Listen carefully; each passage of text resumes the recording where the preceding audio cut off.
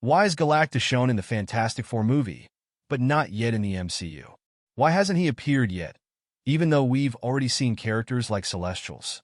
And at the same time, I'm going to explain how Doctor Doom could become so powerful that he could pose a threat to the Avengers in Doomsday and easily defeat different versions of the Avengers from the multiverse. So, without wasting time, let's get started. In the Loki series, we saw that He Who Remains, a variant of Kong the Conqueror, managed the multiverse through TV, kept the sacred timelines intact, pruned timelines, and prevented multiversal chaos.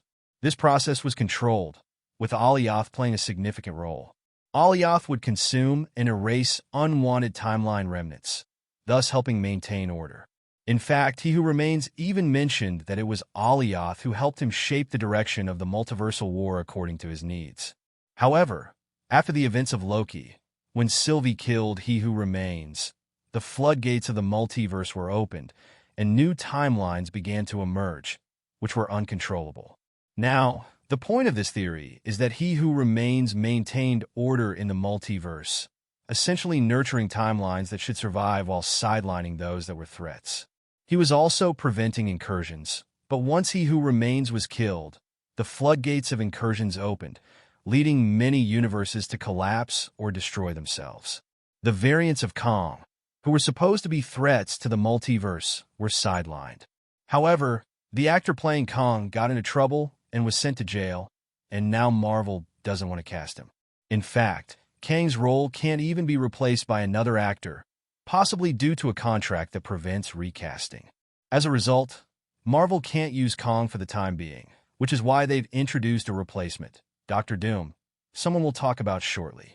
Now let's talk about Alioth, the entity that consumed remnants of pruned timelines. Alioth had developed a habit of feeding on pruned timelines, but since Loki took control of the TVA, Alioth has had nothing to consume. We can see this in Deadpool and Wolverine movies, where we observe that when characters enter the void, we see very few remnants being consumed.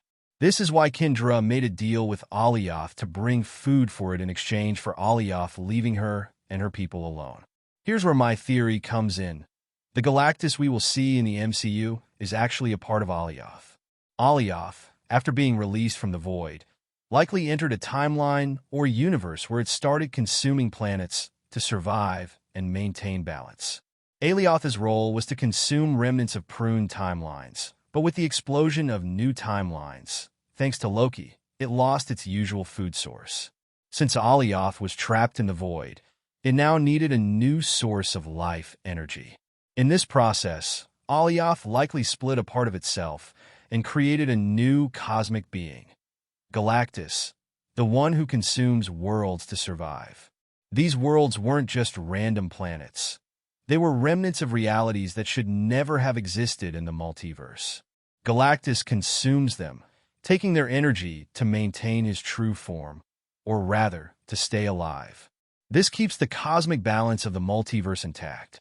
Perhaps this is why Galactus is targeting the retro-futuristic world of the Fantastic Four, as these worlds may be remnants that should not have existed in the first place, or they were not preserved properly. This also explains why Galactus has not appeared in the MCU until now, because the MCU has mainly focused on the sacred timeline. As we've heard in the rumors about the Fantastic Four movie, it seems that Mr. Fantastic and his family belong to the sacred timeline, and they go on a space adventure where they get powers. During this adventure, a cosmic wave causes them to enter another universe, where they gain powers and establish heroism, stopping enemies like Mole Man. However, just as they are about to leave, Galactus appears, and the movie will likely revolve around their efforts to stop him. At this point, there is no mention of Doctor Doom, so we can assume that the Doctor Doom in this universe will be portrayed by Robert Downey Jr., RDJ. His brilliance, due to Reed's arrival in this world, might not be noticed right away. In fact, Reed's arrival could even prevent Doctor Doom from receiving the fame and power he was supposed to get, which instead goes to Mr. Fantastic. After Mr. Fantastic and his family defeat Galactus and return to their main universe, Doctor Doom might harness Galactus' powers, making him so powerful that he could create Battleworld and bring about secret wars.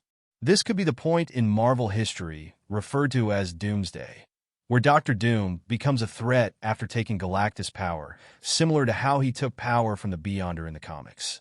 In the MCU, however, he will do this by taking power from Galactus, who has consumed so many worlds that he now possesses the energy of countless realities.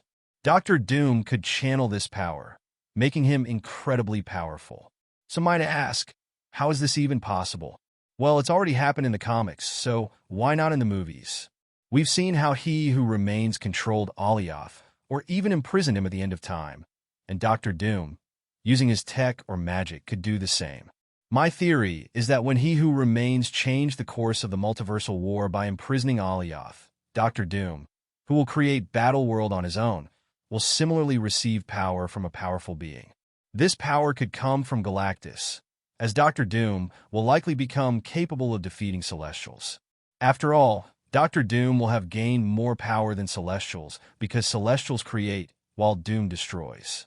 One small detail to notice is that both Galactus and Alioth share the same purple color, which could be foreshadowing or a direct connection. Additionally, if you pay attention, after Loki Season 1, Season 2, and Endgame, we see that all the chaos in the multiverse is happening under Loki's watch. So, if Loki is the one trying to unite everything, it wouldn't be surprising if he creates an army to fight Doctor Doom. After all, fans have been waiting for a Thor and Loki reunion for a long time. What are you most excited for? Let me know in the comments. And if you like this video, don't forget to like and share it, and subscribe to our channel for more contents. To know about Doctor Doom origin, watch the video above. And for Spider-Man New Trilogy Theory, watch the one below. I'll be back with a new video soon.